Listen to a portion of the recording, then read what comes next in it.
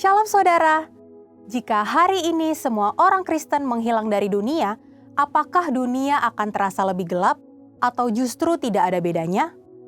Pertanyaan tersebut membawa kita kembali kepada apa yang Tuhan Yesus ajarkan tentang siapa orang Kristen dan bagaimana seharusnya mereka hadir di dunia. Dalam Voice of Pentecost kali ini kita akan membahas garam dan terang di dunia yang gelap dan hambar. Khotbah Tuhan Yesus tentang garam dan terang dunia dipakai sebagai metafora untuk menggambarkan kehidupan orang Kristen yang memengaruhi dunia. Pada intinya, orang Kristen tidak boleh hidup sebagai komunitas yang tertutup, tetapi harus berbaur dan terlibat dalam kehidupan masyarakat, serta memberikan pengaruh positif dengan menjalankan kebenaran, keadilan, kesalehan hidup, dan tidak kompromi dengan cara hidup dunia. Posisi seperti ini menyiratkan bahwa kehidupan Kristen akan selalu diperhatikan oleh orang lain, dan kekristenan akan selalu dibandingkan dengan kepercayaan lain. Orang Kristen harus berperan sebagai garam dan terang di dunia di segala kondisi, baik dalam situasi mudah dan nyaman, maupun di dalam tekanan dan aniaya. Mengapa demikian? Karena status sebagai garam dan terang merupakan sebuah identitas yang melekat pada diri setiap orang percaya, yang seharusnya tetap nyata dalam kondisi apapun.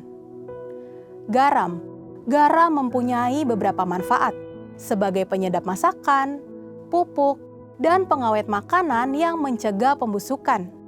Dunia sekarang sedang berada dalam keadaan yang mendekati kebusukan dan ketawaran. Di tengah situasi ini, orang Kristen terpanggil untuk menunjukkan identitasnya dengan membawa rasa Kristus di dalam dunia yang hambar secara rohani dan juga menahan kerusakan moral dengan kesalehan hidup. Hari-hari ini, kita berada di lingkungan yang mulai terbiasa dengan pergaulan bebas, seks sebelum menikah, tidak setia kepada pasangan, dan lain-lain. Kita tidak perlu menjauhi mereka, tetapi menjadi teladan bagi mereka.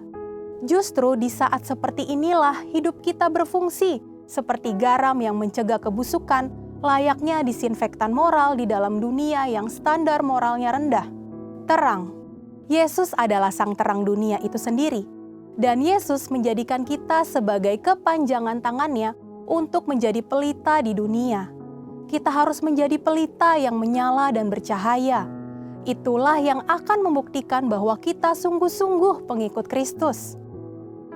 Dalam Alkitab, terang umumnya melambangkan kemurnian, kebenaran, wahyu, dan kehadiran Allah. Kehadiran orang Kristen harus mampu merepresentasikan hal-hal tersebut di dalam masyarakat.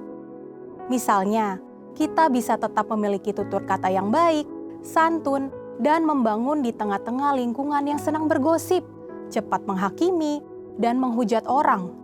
Perbedaan nilai dan sikap kita akan dapat dirasakan oleh orang di sekitar kita. Dampak itu harus dapat dirasakan dan divalidasi oleh orang lain melalui pemberitaan Injil dan cara hidup kita yang baik. Supaya kamu tidak bercacat dan tidak bernoda sebagai anak-anak Allah yang tidak bercela di tengah-tengah orang yang jahat dan sesat ini, sehingga kamu bercahaya di antara mereka seperti bintang-bintang di dunia. Filipi 2 ayat 15. Dunia ini gelap, sehingga memerlukan terang untuk menyinarinya. Dunia juga memerlukan garam untuk mencegahnya dari kebusukan.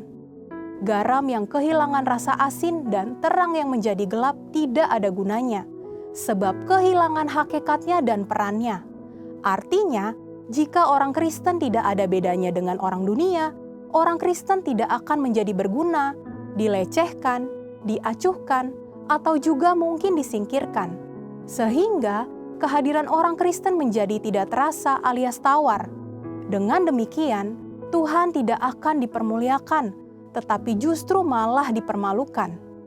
Di era penyelesaian amanat agung ini, biarlah kita semua memiliki cara hidup yang menjadi garam dan terang bagi dunia yang gelap ini. Dengan cara tidak ikut budaya kantor yang toksik, tidak menyebarkan hoaks, ujaran kebencian, atau provokasi berbau sara. Sebaliknya, kita harus menjadi pribadi yang mengembangkan diri dan kemampuan, menjaga integritas, mendukung teman-teman di dunia usaha, supaya banyak jiwa yang dimenangkan bagi Tuhan. Amin. Saudara, untuk penjelasan lebih lengkapnya dari tim teologi kami, jangan lupa untuk membuka link yang ada di atas atau scan QR Code yang tersedia. Tuhan Yesus memberkati.